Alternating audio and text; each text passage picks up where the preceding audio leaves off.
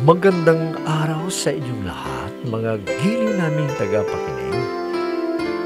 Muli po mga kaibigan, narito na po ang pagpapatuloy at ikalimang yugto ng liham kasaysayan na ipinadala ni Corina dito sa ating dulang Love and Memories.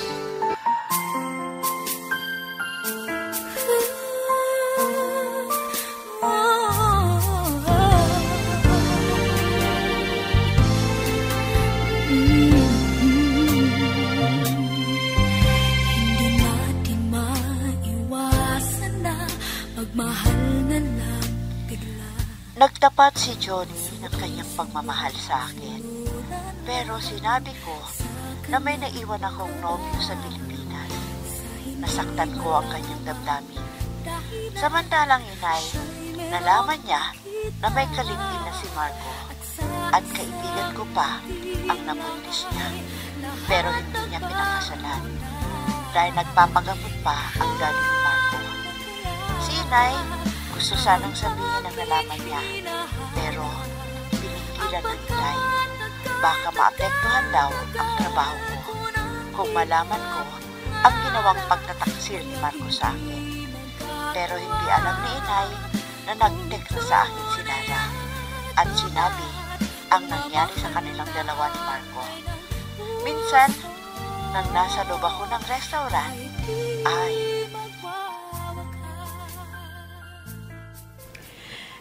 dito kami laging kumakain ni Johnny. Pero, hindi ko siya kasama ngayon. Ano ba to? Parang wala akong ganang kumain ngayon dahil hindi ko siya kasama. Masaya kami na nagkwekwentuhan habang kumakain. Masaya rin ako pagkasama ko siya. Pero hindi ko akalain na may pagtingin pala sa akin. Kahit ako, magandin ang kalooban ko sa kanya. Sinasabi ko ang problema ko. Nawawala ang pagkainip ko dahil hindi siya nauubusan ng kwento na nakakatawa. Pero mula nung sabihin ko sa kanya na hanggang ngayon mahal ko pa rin si Marco, hindi na siya nagpapakita sa akin. Hindi ko maintindihan ang sarili ko. Bakit ganito ang nararamdaman ko? Bakit hinahanap-hanap kita, Johnny?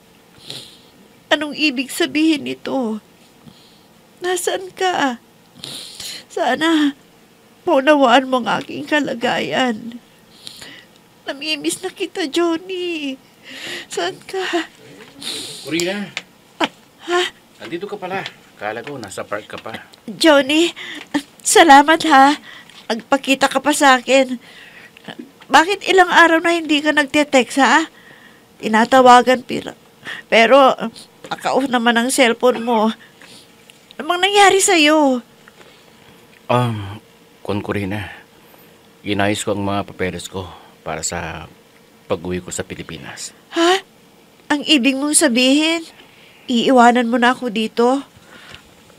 Wala nang maglilibang sa akin kung may problema ako. Pasensya ka na, Corina. Dahil hindi ko kaya na pakita kita. Nasasaktan ako.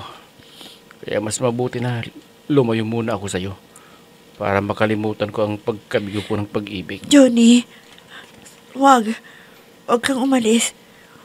Wag mo akong iwan. May kailangan kang malaman. At alam ko, nagagaan ang bigat ng dibdib mo na nararamdaman mo. Magsasabihin ko sa ito. Huwag na, Corina. Pero iiwan ko sa yung address ko doon sa aming lugar. Sana dalawin mo ako pag umuwi ka na sa ating bansa. Ha? Talaga bang hindi na kita mapipigilan? Sige, bago ka umalis, halikan muna kita, ha? Ang mabuti pa, samahan mo akong kumain. Kahit ito na ang huli nating pagsalo-salo na kumain. Lika, sabayan mo ako.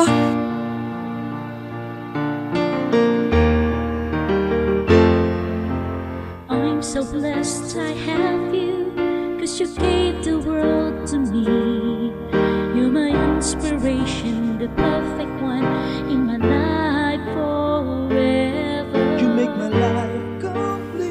O Iseng, ano na naman ang iniisip mo dyan? Parang balisa ka. Nag-aalala ako kay Corina. Kung ipapaalam natin o hindi na ang nalaman ko. Sabi ko naman sa'yo na huwag na nating ipaalam ang nalaman mo. Baka makasama pa kay Corina. Baka maapektuhan ang trabaho niya. Kung siya ay marulungkot, pag nalaman niya ang ginawang pagtataksil ni Marco. Sa bagay, kung ako ang masusunod, talagang ipapaalam ko sa kanya para makahanap na siya ng higit pa kay Marco. Hindi kaya delikado ang iniisip mo, Iseng. Baka sumama ang loob at baka isip pa ng masama. Hindi magagawa ni Corina yun. May utak siya at iisipin ang sakripisyo niya, kaya nag-abroad. Alam niya na sinusuportahan niya tayo, ng mga magulang niya. Mahal tayo ng ating anak. Ewan ko, Iseng. Kung ano ang desisyon mo, ikaw na ang bahala. Basta hindi maapektuhan si Corina. Siyempre naman, Kiko. Hindi ako papayag na masaktan si Corina. Mahal natin ang ating anak. Kaya mag-iisip tayo ng paraan kung paano natin ipapaalam kay Corina ang panluloko ni Marco sa kanya.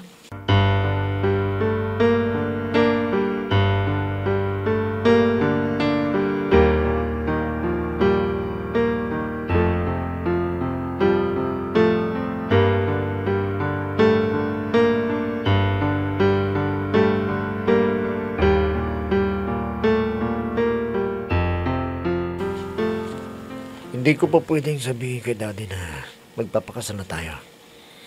Dahil kapos pa sa pera eh. Dahil sa pagpapagamot niya. Anong ibig mong sabihin? Anong gagawin natin?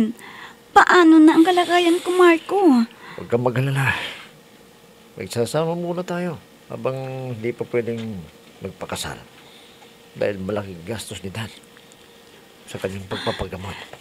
Sabihin mo sa akin, Marco. Saan naman tayo titira? Doon ba sa bahay ninyo? Hindi. May naisip ako eh. Doon ka muna sa bahay ng tiyahin ko. At pupuntahan kita ron. Ayokong magalit si Daddy. Baka atakihin na naman siya. O sige, kang bahala. Basta hindi mo ko pababayaan. Dahil hindi ko masuportahan ang anak natin. Dahil wala akong trabaho. Oo naman. Hindi ko tatalingkuran ng tungkulin ko sa'yo. At saka anak natin. Kaya wala kang magiging problema doon sa bahay ng tiyahin ko. Baka naman magsumbong ang tiyahin mo na may kalibin ka. Sasabihan ko ng tiyahin ko na wag iparating kay Daddy dahil may sakit siya. At doon na kita pupuntahan. O ano? Payag ka. Minsan ng isang simpleng ngiti ay mayroong dala. Isang tapat na hangarin at pangakong dakila. Hindi man ito pinapansin, minsa'y Dapat ko nang sabihin kay Corina ang ginawa ni Marco, na may kalibin na siya. Alam ko na may bibigla siya kung malaman kung sino ang kalibin niya. Tatawagan ko na. Ayan, nagri-ring na. Hello, anak! Kumusta ka na dyan? Ayos lang po ako, inay. O, kayo dyan ni itay. Wala bang nagkakasakit sa inyo? Sa awa ng Diyos, wala naman. At maraming salamat sa tulong mo, anak. Kaya ako ay gumaling na. Nay, wag po kayong magpasalamat. Dapat lang natulungan ko kayo. Dahil kayong mga magulang ko. Sana, inay, lagi kayong mag-ingat dyan, ha? Ikaw din, anak. Mag-ingat ka rin dyan. At maging malakas ang iyong katawan. Sana ay hindi mo na problemahin pa ang nobyo mo. Nay, alam ko na po ang nangyari. Pero wag na kayong mag-alala. Tanggap ko na ipinagpalit na ako sa iba. Sino ang nagsabi sa iyo? Ang bilis naman na nalaman mo na nakipag-live-in na siya at sa kaibigan mo pang si Lara. Inay, si Lara mismo ang nag-text sa akin. Hindi naman niya kasalanan yun eh. Dahil pinilit daw siya ni Marco noong nalasing siya. Sige anak. Huwag mong masyadong daramdamin ang nangyari. Ang dapat mong pagtuunan ng pansin ay ang trabaho mo. Opo, inay. Walang problema yun. Makakahanap pa ako ng higit pa kay Marco. Sige po, inay. Bye-bye na. Oras na ng trabaho ko. Mag-ingat po kayo dyan. Bawal ang magkasakit. Sige. Bye-bye anak. Mabuti naman at tinanggap na niya ang ginawang kalukuhan ni Marco. Sana makahanap na si Corina ng lalaking karapat-dapat sa kanya at maging tapat sa pagmamahalan nilang dalawa.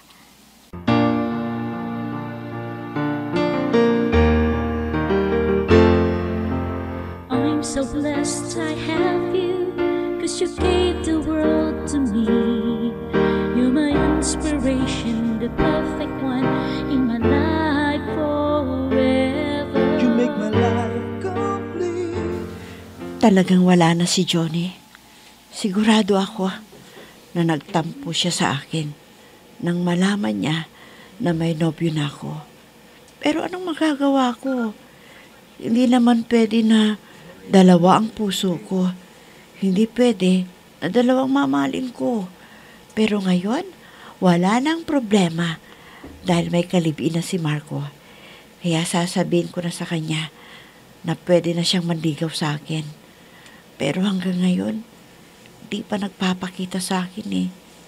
Hindi ko makontak sa kanyang cellphone. Diyos ko, ano itong nararamdaman ko? Namimiss ko na siya. Sana, magpakita ka sa akin, Johnny. Nasaan ka na?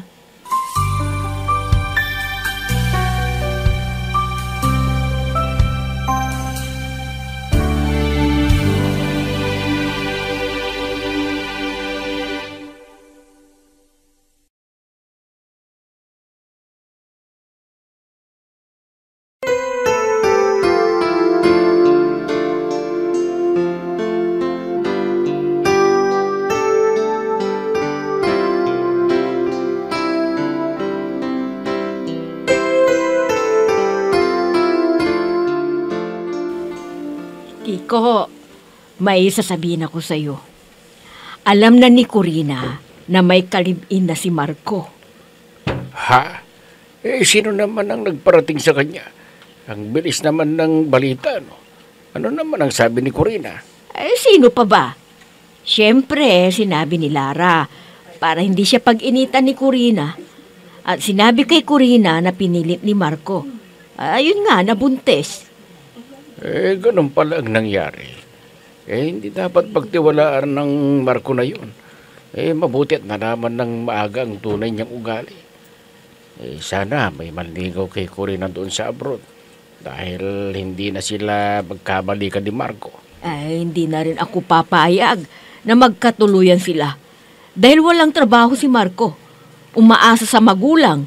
Di ganun din. Aasa rin siya kay Corina. Teka, ano sa palagay mo? Masyado bang nasaktan si Corina? Dahil sa panuloko ni Marco na ibinaling sa ibang pagmamahal. Hindi na niya hinintay si Corina na makauwi dito sa atin. Nako, wag na nating pag-usapan ng taong yun.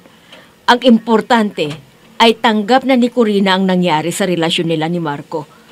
At pinayuhan ko na wag nang isipin ang panluloko sa kanya ni Marco. Sa bagay, gusto ko rin ang nangyari na hindi si Marco ang napangasawa ni Corina. Dahil tamad yun. Mas mabuti kung may nanligaw kay Marco doon sa abroad. Di yun ang piliin niya. Minsan ng isang simpleng ngiti ay mayroong dala. Isang tapat na hangarin at pangakong dakila. Hindi man ito pinapansin, minsa'y Nahihirapan ako sa kalagayan ko dito. Tuwing araw lang nandito si Marco dahil hindi pa ipinaalam sa daddy niya ang paglilipin namin at buntis na ako. Nahihiya tuloy ako kay Corina. Parang inagaw ko sa kanya si Marco. Hindi ko sinasadya ang nangyari. At di ko matanggihan si Marco noon. Dahil mahal ko pa siya. Paano naman? Si Corina ang nagustuhan. Salamat at naipaliwanag ko kay Corina at naintindihan niya ang nangyari sa amin ni Marco. Na ngayon ay buntis na ako. Sana bago ako manganak, dapat ay pakasalan na ako ni Marco para hindi lalabas na bastardo ang aming anak. Sana nga.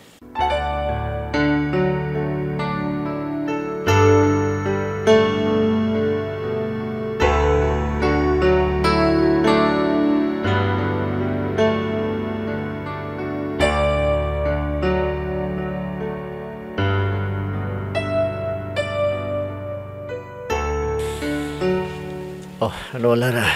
Nagustuhan mo ito sa bahay ng tiyahin ko? Kung may reklamo ka, sabihin mo lang. Oo, Marco. Mabuti naman dito dahil malayo sa mga marites at hindi rin malalaman na magulang ko na nandito lang ako. Ha? Bakit anong idinahilan mo sa inay mo? Kung saan ka pupunta? Di mo na ba sinabi na nakikipaglibing ka sa akin? Hindi, Marco. Dahil magagalit sila kung magkikipag-live-in ako.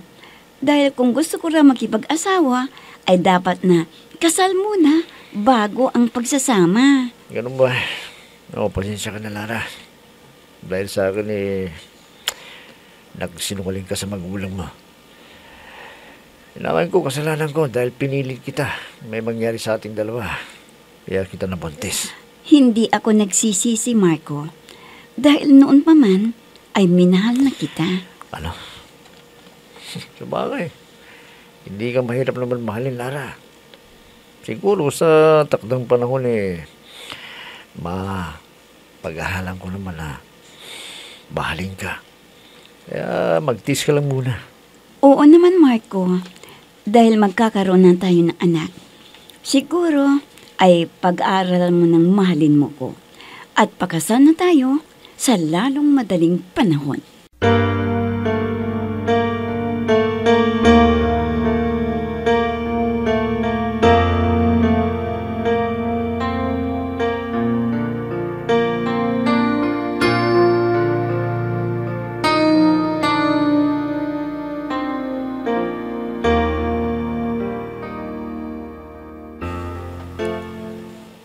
Aba, Iseng, di ba mahigit ng 1 taon ni Corina sa abroad? At may nabili pa siyang isang sakahan para pagkunan daw ng bigas. Ay, oo, Kiko. Mabuti naman at naisip niya yon.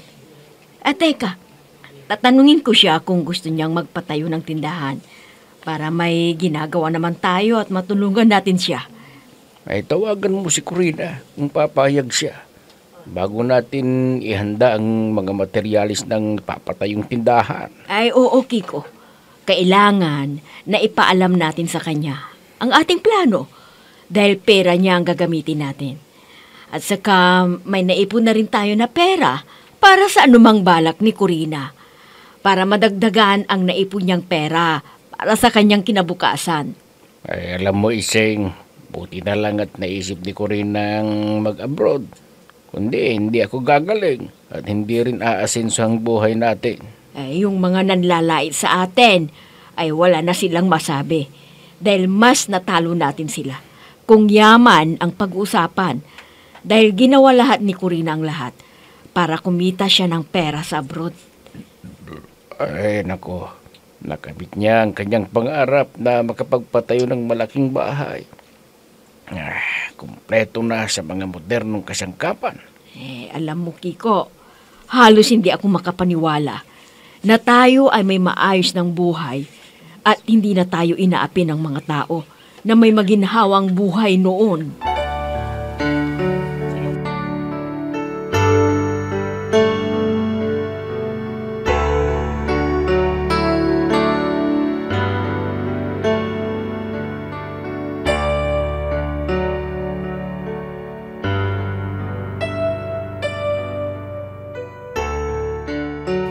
Ngayon, nag-iisa na akong namamasyal. Mula nang sabihin ko kay Johnny na may naiwan akong nobyo sa Pilipinas. Hindi na siya nagpapakita. Talagang nasaktan ko ang kanyang damdamin. Pero hindi ko naman kayang lukuhin. Dahil sa madalas naming pagsasama, natutunan ko na siyang mahalin. Pero hindi rin naging tapat ang nobyo ko. Kundi, pinakialaman pa ang aking kaibigan. At nabuntis pa niya. Kaya mas mabuti na to kung maghahanap na rin ako ng kapalit ni Marco. Pero hindi naman pwede na basta ko na lang sagutin si Johnny. Baka sabihin na panakipbutas ko lang siya dahil nag-asawa ng iba si Marco. At saka isa pa... Corina, kanina pa kita hinahanap. Dito lang para kita makikita. Johnny, salamat at nagpakita ka sa akin. Ilang araw din hindi kita nakita ha. Ilang araw kitang hinintay. May galit ka ba sa akin? Ha? Wala, Corina. May inayos lang ako dahil malapit nang matapos ang aking kontrata. Ano? Akala ko ba hintayin mo na matapos din ang kontrakta ko at sabay tayong uuwi sa Pilipinas? Hindi na, Corina. Dahil kung nakikita kita, nasasaktan ako. Kaya nagkapag-desisyon na ako. Sana maunawaan mo ako, Corina. Ha? Anong ibig mong sabihin, Johnny? Ano?